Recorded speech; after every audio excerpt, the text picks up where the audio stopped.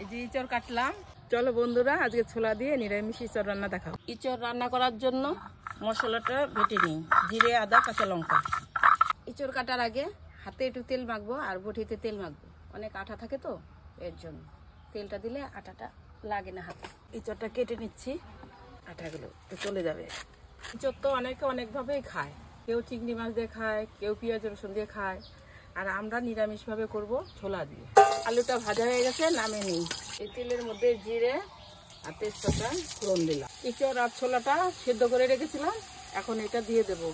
নুন দিলাম, হলুদ দিলাম, জিরে, আদা, লঙ্কা বাটাটা দিয়ে দিচ্ছি। কষানোর মধ্যে টমেটোটাও দিয়েছি, ভেজে রাখা আলুটা দিয়ে দিলাম। এবার একটু চিনি দিচ্ছি, রান্নায় একটু চিনি না দিলে ভালো লাগে না। ইঁচড়টা কষানো হয়ে গেছে, এবার জল দিয়ে দেবো। তরকারিটা ফুটে এসেছে, এবার বেটে রাখা গরম মশলাটা দিয়ে দেবো। ঘি দিয়ে কিছুক্ষণ ঢেকে রেখে আমার ইঁচড় রান্না হয়ে গেছে, এবার নামিয়ে নিই। তোমাদের কাকু নিরামিষ ইঁচড় খেতে খুব পছন্দ করে, তাই আমি আজকে বাড়ির ইঁচড় ছোলা দিয়ে রান্না করেছি।